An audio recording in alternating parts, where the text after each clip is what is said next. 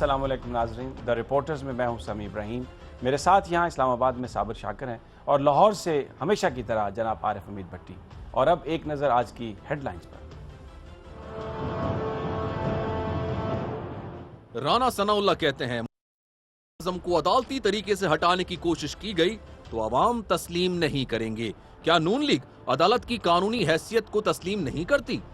नवाज शरीफ किसी कमजोर और चबाए जाने वाले चने का नाम नहीं है, और जो हमें चबाने की कोशिश करेगा कि दांत टूट जाएंगे। हम लोहे के चने हैं। ख्वाजा साद रफीक किसको डरा रहे हैं?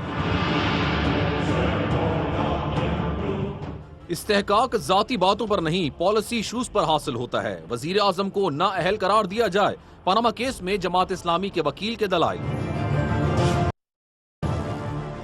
सानिया मॉडल टाउन पाकिस्तान अवामी तहरीक का 27 जनवरी से एहतजाज का ऐलान।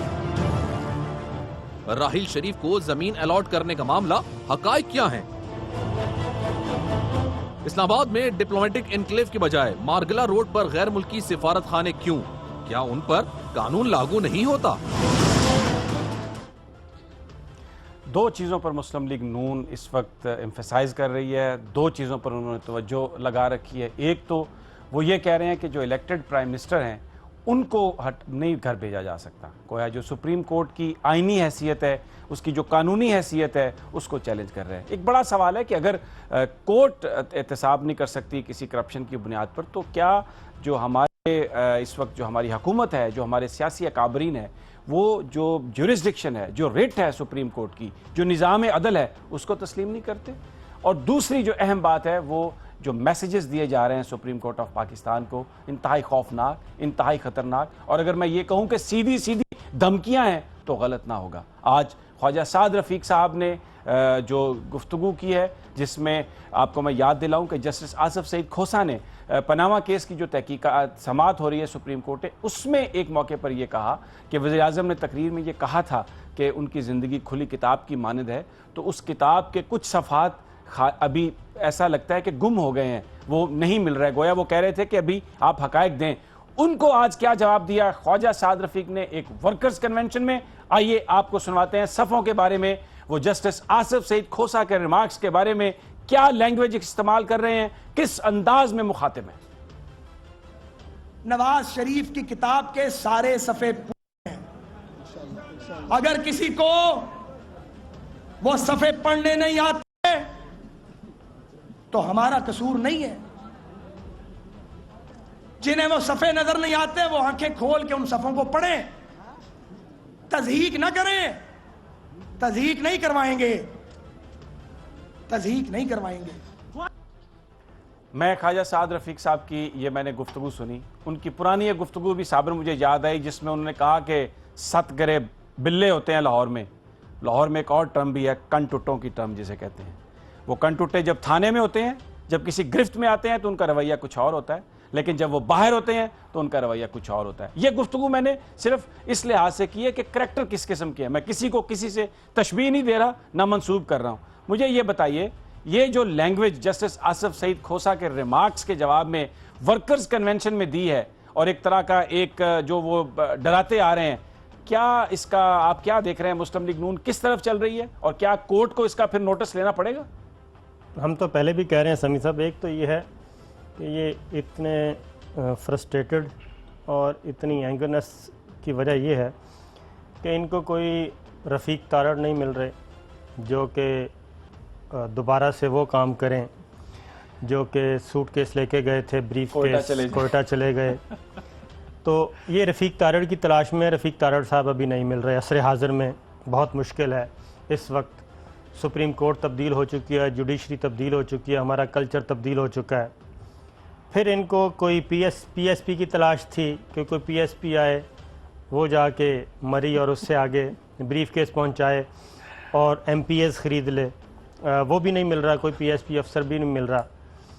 हाँ, अलबत्ता मैं सिर्फ महदूद भट्टी साहब और समी साहब दोनों से बस एक इन्फॉर्मेशन छोटी सी मैं बता दूं, उसके बाद उससे आगे पीछे हमने कुछ नहीं बोलना। ठीक है।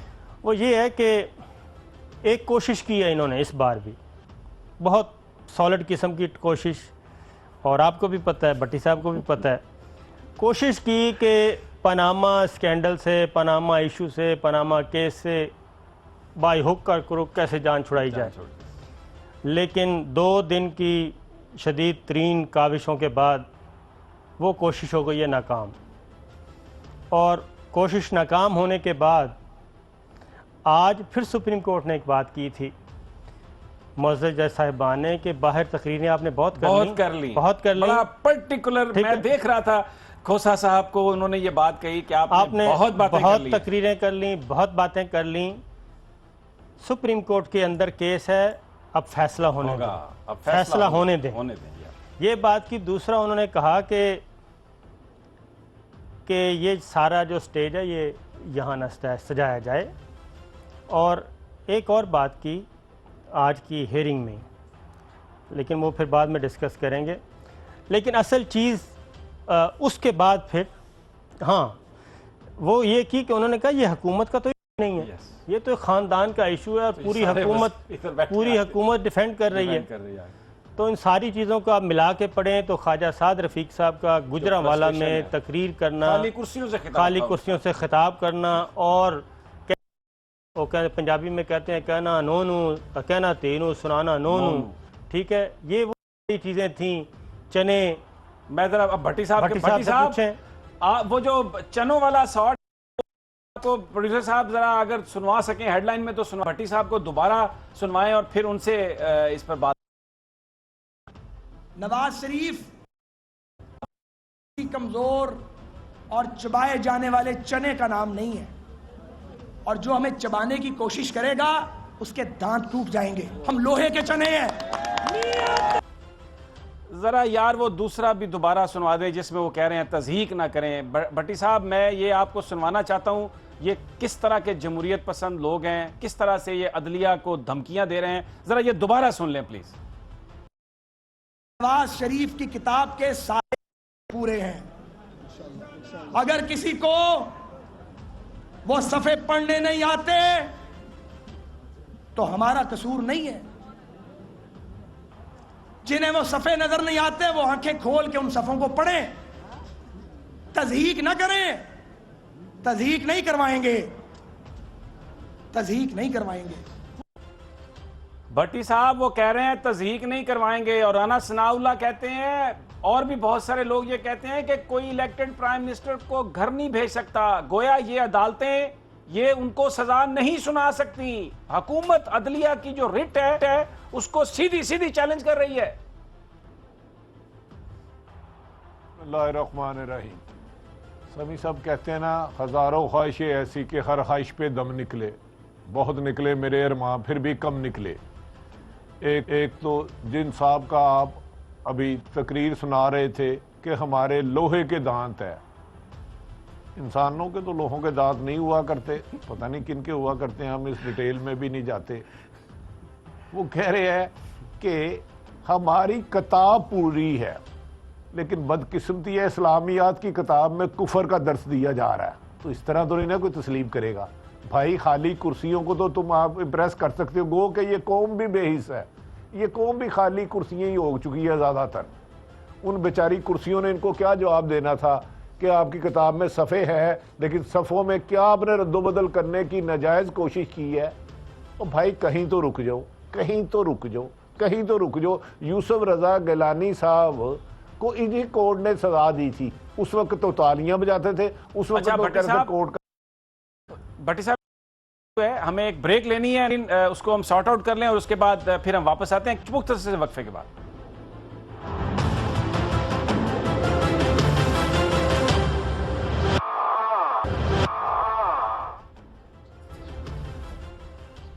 वेलकम बैक नाजरीन। बात कर रहे हैं जो आज ख्वाजा साद रफ़ीक ने खिताब किया। मैं भट्टी साहब से बात कर रहा था, बड़ी सिंबॉलिक गुफ्तगू की, नाम लिए बगैर डायरेक्ट धमकियां दी हैं। और जो वो जिस सतगरा बिल्ले की बात कर रहे थे, वैसे तो वो है ना कि बिल्ली थैले से बाहर आ गई, मुझे लगता है कि वो बिल्ला अब थैले से बाहर आ गया कि क्या मुस्लिम लीग नून हुकूमत सोच रही है, जजेस को क्या पैगाम देना चाह रही थी। भट्टी साहब की तरफ दोबारा चलता हूँ, उनसे पूछता हूँ, वो कमेंट कर रहे थे, लेकिन एक और नारा लगाया आज ख्वाजा साद रफ़ीक ने, वो क्या लगाने की ज़रूरत थी, इस वक्त क्या सिचुएशन है वो हुकूमत में, वो नारा सुन लें फिर भट्टी साहब की तरफ चलते हैं। नवाज शरीफ का एक इशारा, नवाज शरीफ का एक इशारा। भट्टी साहब, ये तो बिल्कुल क्लियरली धमकी और क्लियरली कि हम मरने मारने के लिए तैयार हैं, आप इलेक्टेड प्राइम मिनिस्टर को वापस नहीं भेज सकते। देखें, गुजारिश ये है समी साहब, मेरे वो दोस्त जोशे खताबत में और ताकत के नशे में हकायक को मसख करने की कोशिश फरमा रहे हैं। उन्हें शायद ये पता नहीं कि इलेक्टेड MP या MNA होना ठीक है, लेकिन कोई भी ऐसा कानून नहीं है कि उसको करप्शन जायज़ हो, उसको झूठ जायज़ हो, उसको लूट मार जायज़ हो। कानून बनाए इसलिए जाते हैं कि कोई उनको ब्रेक करके दूसरों की हक तलफी ना करे। आपने देखा होगा बकरा ईद पे जब हम बकरे को ज़िबा करने लगे तो बकरा बड़ी जोर से टांगे मारता है, इधर उधर चिल्लाता है, चिल्लाता है, खौफजदा करता है, शायद कसाई भाग जाए। लेकिन कसाई की जिम्मेदारी होती है, क्योंकि हज में कुर्बानी एक फ़र्ज है, उसको तकबीर के साथ उसने ज़िबा करना होता है। ये जोशे खताबत में कहते हैं तज़ीक नहीं करने देंगे। दूसरा ये फरमा रहे थे सफ़ात पढ़ने नहीं आते। भाई हमने माना हम अकल से आ रही हैं, हमें नहीं पढ़ने आते, आप मनी ट्रेल के सफ़े पढ़ के सुना दें। इसमें कौन सी रॉकेट साइंस है? आप ही सच्चे हैं, आप बता दें कि 1992 में कितने आपने टैक्स दिए, कौन से बैंक में पैसे जमा कराए, किस तरीके से पैसे लेकर गए। और भाई कौम पे गुस्सा क्यों उतार रहे हो? कौम पे जजों को क्यों धमकियां दे रहे हो? मेरे जैसा फकीर आदमी, कोई मजदूर आदमी छोटी सी बात करे तो नोटिस आ जाता है। क्या इस तरीके से, इस अंदाज से कि तेरा खून हाजिर है? जब नवाज शरीफ को डिपोर्ट गए थे कितना खून माल पे गिरा था, ये गुनाहगार कानों ने आंखों ने देखा हुआ है। जब मियाँ शहबाज शरीफ साहब लाहौर के लिए तशरीफ लाए थे, कितने लोग एयरपोर्ट पे पहुंचे थे, कितना खून था। वो मुझे तो बिल्ली का खून नहीं कहीं नजर आया, बदकिस्मती से मैं एयरपोर्ट पे पहुंच गया था। जब मियाँ शरीफ की तदफीन हुई तो उधर मुझे मुर्गी का खून नहीं नजर आया था, चंद लोग थे। गुजारिश ये है कि पनामा इशू, वो कहते हैं कि कोई इशू ही नहीं है। मैं कहता हूं जब से पाकिस्तान बना है पनामा से बड़ा इशू दुनिया में था ही कोई नहीं। पहली दफा 3 दफा इलेक्टेड होने वाले जिन्होंने, जैसे अभी साबर साहब ने फरमाया, ना रफीक ताड़ड़ मिल रहा है, ना कोई सेंटर फॉरवर्ड मिल रहा है, ना कोई बैक फुट मिल रहा है। हकायक अल्लाह ताला चश्मे रोशन की तरह अया करते जा रहे हैं। जैसे जैसे दिन चल रहा है, जैसे जैसे वक्त गुजर रहा है, इनके चेहरे पर लगी हुई झूठ की स्याही उतरती जा रही है। और मेरा ख्याल है इंशाअल्लाह ताला, मैं अदालतों के फैसलों पे तो नहीं बात करता, फैसले जब आएंगे तो बात करूंगा। मेरा अपना ज़ाती यकीन है 10 जनवरी तक इनमें से कुछ लोग, अल्लाह ना करे अगर उन्होंने अपने आप को बैलेंस ना रखा तो अब नॉर्मल ना हो जाए, काटने ना लग पड़े एक दूसरे को। अल्लाह रहम करे, अल्लाह इनको हिदायत दे और अल्लाह ताला इनको ट्रेल बताने की तौफीक दे और लोगों को धमकियां देना छोड़े, सच का सामना करे। ठीक, अच्छा ये बताइए साबर कि ये लोहे के हो सकते हैं? वो कह रहे हैं कि हम लोहे के चने हैं। अच्छा, मुझे अभी एक कॉल आई, ये जो हम टेक्निकल एरर की वजह से, तो उन्होंने कहा कि बिल्कुल लोहे के दांत इनके हो सकते हैं, लोहे के दांत भी लोहे के चने भी, क्योंकि इनका तो काम ही सारा स्टील का है और उनके घर का लोहा है, जो मर्जी करें जैसे मर्जी, पूरे लोहे के बन, हाँ पूरे लोहे के बन सकते हैं वो। तो डॉक्टर साहब की एक कॉल थी।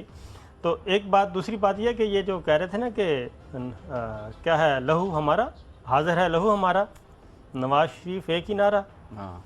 तो मैं एक किस्सा सुना देता हूँ, है तो वैसे, लेकिन अब जाहिर है, एक तो ये बता दूं कि भट्टी साहब भी ज़्यादा जानते हैं कि जब ये आना था ना प्राइम मिनिस्टर साहब ने, नवाज शरीफ साहब ने सरूर पैलेस लंदन से, कि मैं कोई मुआहदा शुआहदा नहीं, मैं वापस आ रहा हूँ, तो उस वक्त बहुत ज़्यादा पैसे दिए गए थे कि आप बैनर शैनर लगाएं लाहौर की सड़कों पे, गलियों में खर्चा वर्चा करें और लोगों को मोबिलाइज़ करें। तो ख्वाजा साद रफ़ीक साहब को पैसे मिले थे, तो इन्होंने MI को खुद ही बता दिया था कि डिफेंस का वो घर है, वहाँ से नहीं, वहाँ बैनर भी पड़े हैं, सारे पोस्टर पड़े हैं, वो वहाँ से जाके आप रख लें और मुझे गिरफ्तार कर लें, ताकि मैं तो इस कज़िए में ना एक चीज़ आप नहीं एड्रेस कर रहे हैं, मैं मुझे वो रिफ्रेश एक छोटी सी और बात, ये जो लहू हमारा सुन लें। सरूर पैलेस का वाक़या है, कुछ चश्मदीद गवाह बताते हैं कि इसी तरह मियाँ साहब बैठे थे, तो पूछ रहे थे हाँ भाई क्या सिचुएशन है, तो किसी ने कहा कि बस मियाँ साहब आप अपना अवाम भी आपके साथ हैं, बस आप पहुँचें, सब आपके पीछे जान देने के लिए तैयार है। तो मियाँ साहब ने कहा देखो झूठ ना बोलो, मैंने पीछे मुड़ के देखा था तो कोई भी नहीं था। दुरुस्त है, ऐसा ही ठीक है, है। अक्टूबर 99 में। मैं ये चीज़ ठीक है, ये माजी की सारी बातें हैं। मैं भट्टी साहब की तरफ भी जाता हूँ, लेकिन मैंने उनसे भी सवाल किया था, फिर दोबारा मैं आपसे ये पूछना चाहता हूँ। ये कहना वज़ीर कानून पंजाब का राना सनाउल्लाह का कि आप इलेक्टेड वज़ीर आज़म को भेज नहीं सकते, ये उनको बाहर निकालने की सिस्टम से कोशिश की जा रही है, पहले भी ऐसा किया जाता रहा। यानी जरदारी साहब की जो 5 साल की गवर्नमेंट थी उसमें पीपल्स पार्टी ये कहती रही कि हमें एजेंसियाँ नाकाम बना रही हैं।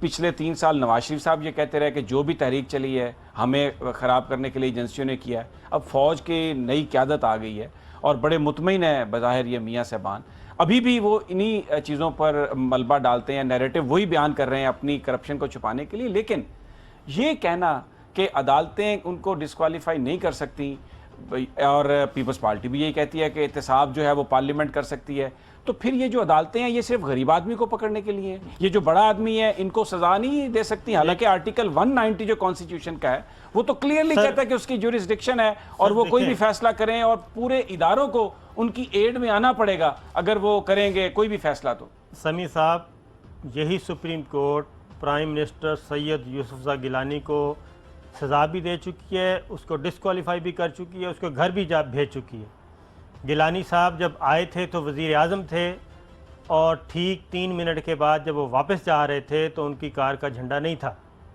और वो वज़ीर आज़म नहीं थे। एक आर्टिकल 66 का बहुत तस्करा कर रहे हैं। हामिद सईद काज़मी वफाकी वज़ीर मजहबी अमूर, हज स्कैंडल सामने आया, उन्होंने असम्बली में 100 तकरीरें की थी, अपनी वजाहत पेश की, सब कुछ किया, लेकिन उनकी किसी तकरीर को किसी अदालत ने ना इस्तेहकाक माना था ना इस्तिस्ना दिया था, बल्कि वो गिरफ़्तार हुए। बल्कि उसके बाद वजारत से हटने के बाद बतौर MNA वो पैरोल पे आते रहे। बिल्कुल दुरुस्त, ठीक है। पुलिस की कस्टडी में आते थे, असम्बली सेशन अटेंड करते थे, वापस जाते थे, उनको सज़ा भी हो गई थी, वो जेल में होते थे, बेल ज़मानत नहीं हो रही थी। तो इसलिए ये आर्टिकल 66 का जो बार बार इस्तेहकाक मांग रहे हैं ना, अब इशू क्या है? इशू ये है समी साहब कि एक चीज़ सुप्रीम कोर्ट ने सवालात रखे, उन सवालात का जवाब अभी तक नहीं मिला, और ये जवाबात देना भी नहीं चाहते। है नहीं जवाबात, नहीं वो हैं तो वो नहीं है नहीं ना जवाबात, अगर होते तो इनके पास से दे देते। जो हैं अगर जो हैं वो अगर जवाब सही सही देते हैं तो फिर और फंसते हैं ना। दुरुस्त है, जवाब हैं, उनको तो पता मनी ट्रेल कहाँ से गई, कैसे गई, कहाँ से पैसा आया, वो सारा इनके पास रिकॉर्ड है। लेकिन अगर वो सही सही बताते हैं तो फंदा तो मजीद करीब आ जाएगा। बिल्कुल दुरुस्त है। एक इंपॉर्टेंट क्वेश्चन है भट्टी साहब, मुझे जो मेरी यहाँ पर लोगों से ऑफ द रिकॉर्ड जो लीगी बात करते हैं, बड़ा खुलकर वो बयान करते हैं। रात भी मेरी कुछ लोगों से गुफ्तगू हुई, उन्होंने कहा कि अब 3 साल तक आप ये कहते रहे कि फौज जो है वो कह रही है नेक्सस है करप्शन का और दहशतगर्दी का, पंजाब में फौज नहीं आ सकी, और अब इस वक्त जो वज़ीर आज़म है वो इतने मजबूत हैं, किस में हिम्मत है कि वो वज़ीर आज़म के बारे में कोई इस तरह की बात करे कि उनको सिस्टम से बाहर निकाले? वो तो बिल्कुल डरा रहे हैं, धमका रहे हैं। मुझे ये बताएं कि अदलिया इस वक्त जो सूरत हाल है, जो मुस्लिम लीगी नून के लोग ये तासुर दे रहे हैं कि कोई सपोर्ट में नहीं जाएगा, ये कहीं 97 वाली सूरत हाल तो नहीं होगी कि जिस वक्त उस वक्त के चीफ जस्टिस ने खत लिखा था कि फौज को कि मुझे प्रोटेक्शन चाहिए, तो वो खत डिफेंस मिनिस्ट्री को भेज दिया गया था। आपका तज्जिया क्या बताता है, सूरत हाल कहां पे है? बड़ा सेंसिटिव सवाल है ये, क्योंकि नून लीग बिल्कुल खुली धमकियों पे उतर आई है सुप्रीम कोर्ट को। समी साहब, मैं पहले भी गुजारिश कर चुका हूं कि लास्ट वीक में मेरी अपनी राय है। देखें कि सुप्रीम कोर्ट के ऑनरेबल जज साहबान जो भी इस बेंच में है काबिल एहतराम, इनको रेंजर की फौरी तौर पर इमीडिएटली सिक्योरिटी दे देनी चाहिए, और उधर तो जब एंट्रेंस होती है तो इनकी जेबों की तलाशी लेनी चाहिए, इनमें कोई मिसहैप ना हो जाए। मुझे अंदेशा है जो इनकी गुफ्तगू है, मुझे उसमें से खौफ की अलामत नजर आ रही है। मुझे डर आ रहा है कि कहीं ये दोबारा 97 से भी खौफनाक ना हो जाए। जो ये कहते हैं कि प्राइम मिनिस्टर को घर नहीं भेजा जा सकता, आज साबर साहब मैं प्रोग्राम होस्ट कर रहा हूं, समी साहब मुझे बताएं कानून किस लिए, FIA किस लिए बनाया गया? क्या कहीं ये लिखा है कि एक बंदा एक दफा MNA हो जाए, वो कत्ल भी करे उसको ना पूछो, वो मुल्क का नुकसान करे ना पूछो, वो मुल्क में झूठ बोले ना उस पूछो, मनी लॉन्ड्रिंग करे ना पूछो, उसका बेटा कुछ कहे, उसकी बेटी कुछ कहे, उसका भाई कुछ कहे और वो कुछ कहे, उनकी सच्चाई ना जानो, वो कौन सा कानून लिखा है? अगर अदालतें नाहल नहीं कर सकती तो अदालतें बनाई किसके लिए गई हैं? या मुझे बता दे, एक पीएसपी अफसर भर्ती होता है, क्या वो सारी उम्र कत्लो गारत करता रहे, उसको कोई पूछेगा नहीं? ये तो आपने अपनी हद से तजावज किया, इसका हिसाब दो यार। कानून या एमपी एमएनए होने का मतलब एक अवाम का वोट लेने का मुंतहिब होना है। उसका ये नहीं है कि आप उस अवाम के शहर या उस मुल्क की कत्लो गारत शुरू कर दो, लूट मार शुरू कर दो, आप कानून से बाला हो जाओगे, आप अखलाकियात से बाला हो जाओगे। समी साहब, आपने कैसा सवाल किया? पढ़े लिखे आदमी हैं आप यार। क्या लंदन में ये होता है कि अमेरिकी सदर मुंतहिब हो गया तो वो मुल्क को बेच दे और उससे कोई पूछे ना, फिर अदालतें बंद कर दे, फिर FIFBR बंद कर दे? अगर इन्होंने मुंतहिब होकर जो दिल चाहना है वो करना है। लोहे के चने हैं, इनका लोहे का जिस्म भी बना लें, लेकिन याद रख लें उस सब में से जान निकलनी है। मालिक हकीकी एक ही है। रोजे हशर आ गया है, इनको हिसाब देना होगा। लोगों को ताने देने की बजाय, गालियां देने की बजाय, गलीज गुफ्तगू करने की बजाय सिर्फ और सिर्फ मनी ट्रेल बताएं। अदरवाइज अभी मेरे पास शिकागो का एक आदमी आए थे, खुदा की कसम, वो कह रहे हैं हम घर में मिलाद शरीफ करा रहे हैं कि या अल्लाह करप्ट हुक्मरानों से इस मुल्क को जान बचा।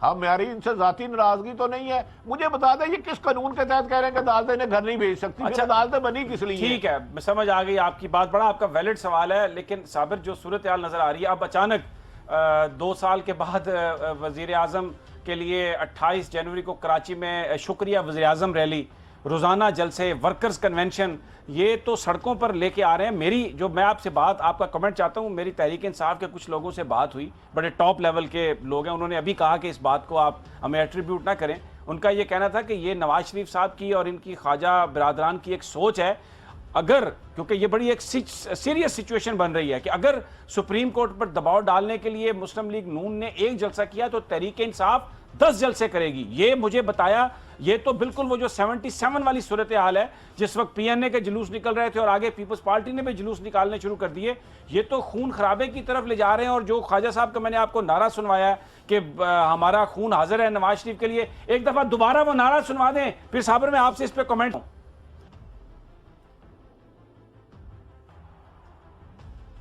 नवाज शरीफ का एक इशारा,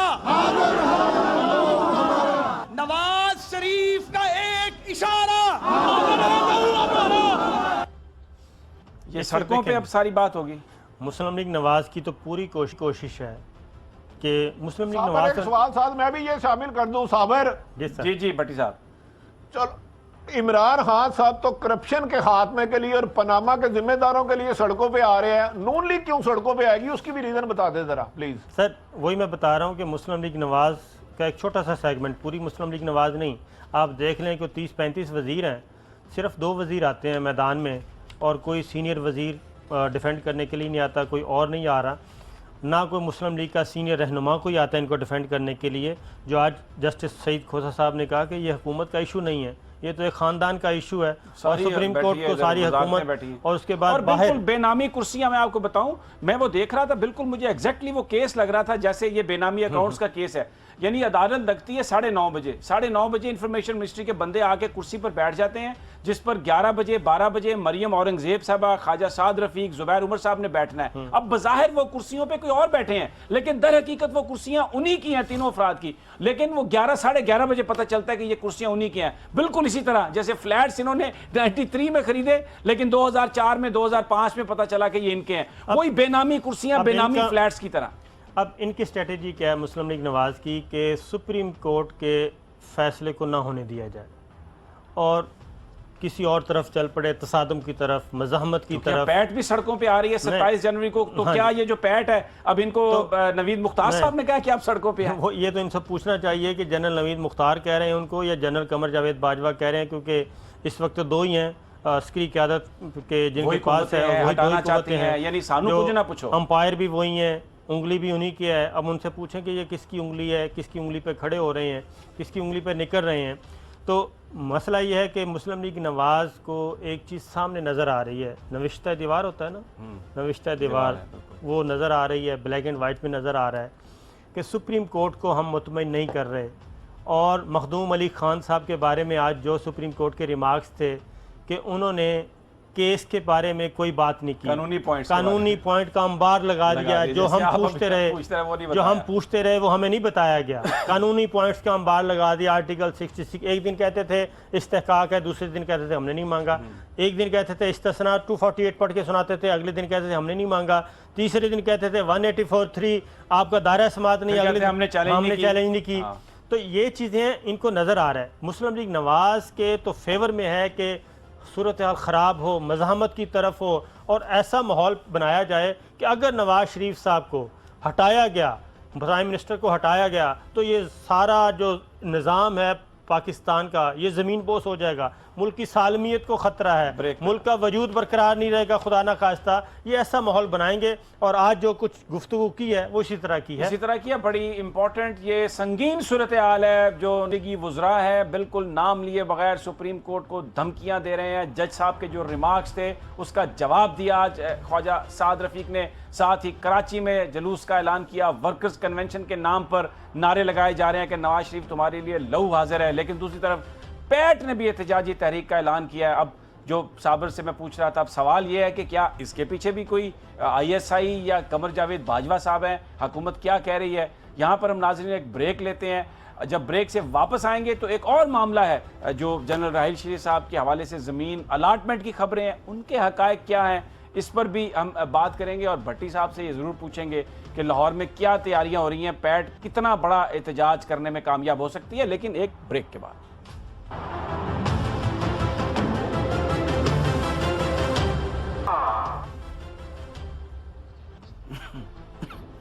वेलकम बैक नाज़रीन। मैं ब्रेक पर जाने से पहले आपको कहा था कि पैड पर बात करेंगे और जनरल राहिल शरीफ साहब की लैंड, उन पर भी हम कोशिश करेंगे बात करने की। लेकिन कुछ इंपॉर्टेंट फुटेज हमारे पास आई है जो हम खबर पहले कर रहे हैं, जिसमें आपको ये दिखाएं कि वहाँ पर हाजरीन कितने थे जो ख्वाजा साद रफ़ीक का गुजरांवाला कन्वेंशन में जो वो खिताब कर रहे थे, खाली कुर्सियों से बोल रहे थे, लेकिन उसको मैनेज किया गया कि वो TV पर बराह रास्त चले। इंफॉर्मेशन मिनिस्ट्री ने भरपूर कोशिश की क्योंकि मैसेज जो था वो गुजरांवाला के लोगों के लिए नहीं था। ये आप स्क्रीन पर देख सकते हैं लोग कितने हैं, चंद वर्कर्स हैं और ये बिल्कुल खाली कुर्सियां हैं, लेकिन ख्वाजा साद रफ़ीक नारे लगा रहे हैं, धमकियां दे रहे हैं, खुली किताब के हवाले से बात कर रहे हैं। उन रिमार्क्स का जिक्र किया इस खाली पंडाल में जो जस्टिस आसफ सईद खोसा, जो इस बेंच के बड़े बेंच के सरबराह हैं, जो पनामा केस की तहकीकात कर रहा है, उसकी समाअत कर रहा है, उनको क्योंकि मैसेज देना मकसूद था, टेलीविज़न पर लाइव चलाना ज़रूरी था। ये खाली कुर्सियाँ चंद 100 लोग भी नहीं, चंद दर्जन लोग हैं, लेकिन बड़े भरपूर अंदाज में जो ज़बान इस्तेमाल की, जो धमकियाँ में लहजा इख्तियार किया, खुली किताब के हवाले से जो रिमार्क्स थे चीफ जस्टिस आसफ सईद खोसा साहब के, तो ये बेसिकली मैसेज क्योंकि किसी और को देना था, इसलिए ये सब कुछ किया गया। मैं साबर आपका इस पर कमेंट चाहता हूँ, फिर हम दूसरे इश्यूज़ की तरफ जाएंगे। और इसके साथ अगर आप कहें तो मैं वो उज़मा बुखारी साहबा का शॉट है जिसमें ये सब यही एक कह रहे हैं कि जी 62, 63 और पॉलिटिशियन को घर नहीं भेजा जा सकता। ये जरा शॉट सुनवा दें उज़मा बुखारी साहबा का। ये कहना पड़ेगा कि क्या अच्छे बुरे लोग जुडिशरी में नहीं है, क्या अच्छे बुरे लोग फौज में नहीं है, मीडिया में नहीं है, लेकिन आप लोगों की ट्रायल भी अपने अपने अंदर ही अंदर हो जाते हैं, उसकी रिपोर्ट भी बाहर नहीं आती, वो पता भी नहीं चलता किसी को किसी चीज की क्या सजा मिली और सब उसके बाद ठीक और नेक होते हैं। हमारी जो है वो अकाउंटेबिलिटी नैब भी करेगा, मीडिया भी करेगा, हम पार्लियामेंट के अंदर भी एक दूसरे की पगड़ियां उछालेंगे। ये सुन लें आप। अभी इससे आगे जो है ना वो और भी बहुत कुछ बात कर रहे डिटेल है। हैं। वो खुल के बात कर रही हैं, कह रही हैं कि 62 जो है वो फौज पे भी लगना चाहिए, जजों पे भी लगना चाहिए, जर्नलों पे भी लगना चाहिए, जर्नलिस्टों पे भी लगना चाहिए।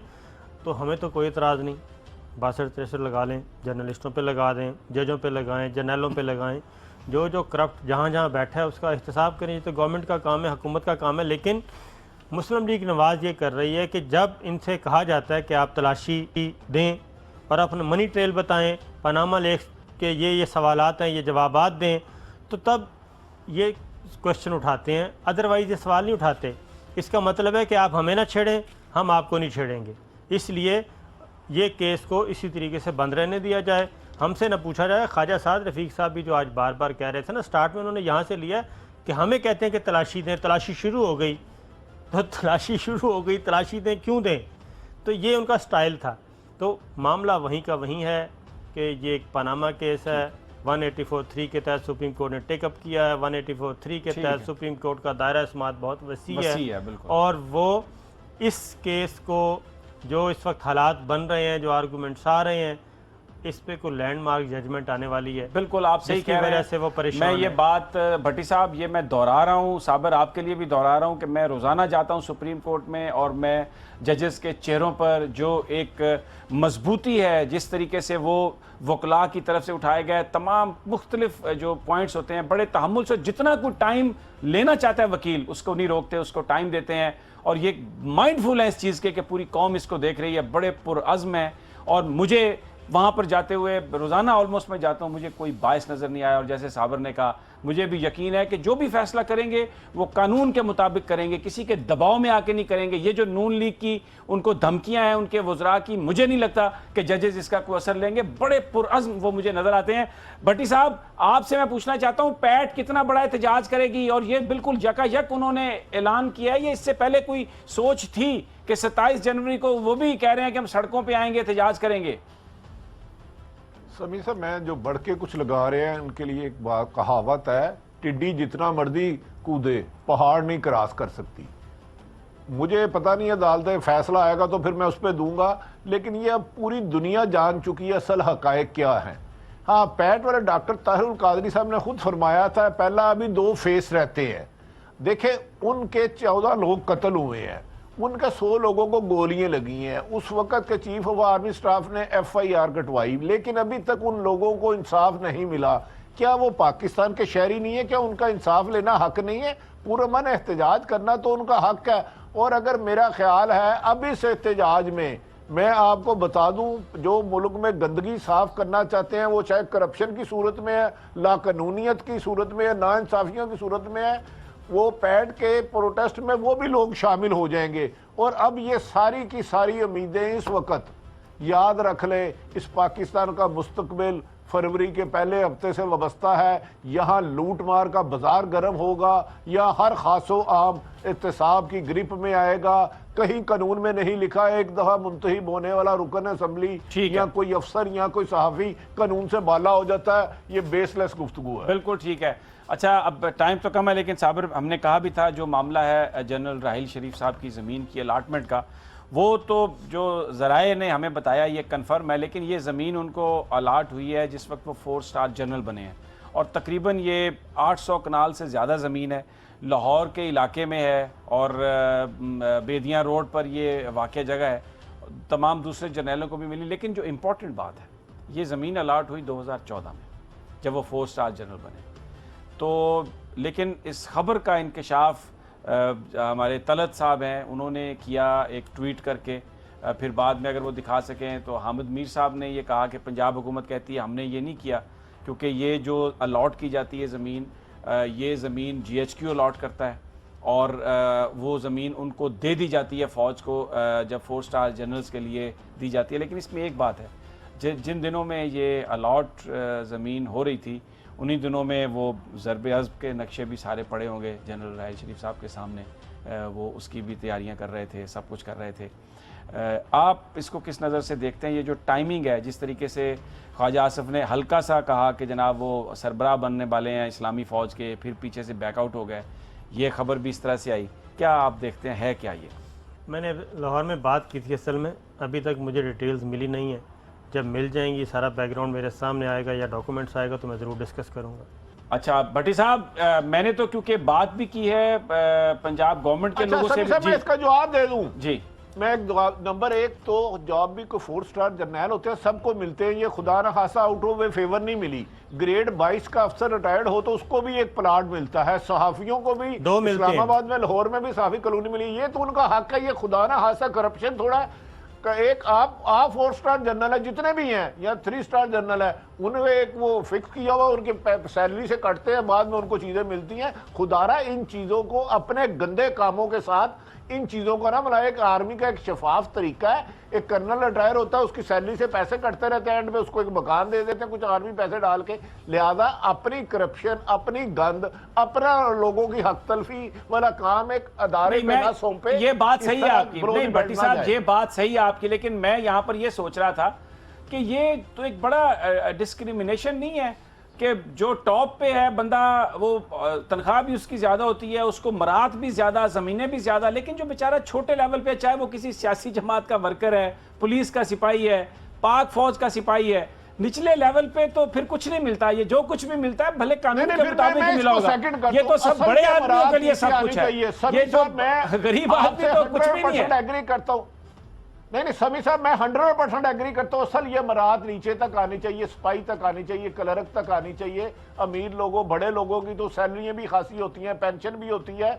आपने ये 100% ठीक कहा, मराहत का सिलसिला नीचे तक आना चाहिए। बट साबिर, जो बॉर्डर पे खड़ा सोल्जर है, जो अपनी जान दे रहा है यार, उसके लिए क्या है? जैसे एक सिपाही के लिए क्या है, एक जो टीचर है उसके लिए क्या है, एक जो क्लर्क है उसके लिए क्या है? ये मुल्क बड़े लोगों के लिए है, बड़े बड़े जिनके होते हैं, जो सारी जिंदगी सब कुछ करते कमाते हैं, उनके लिए।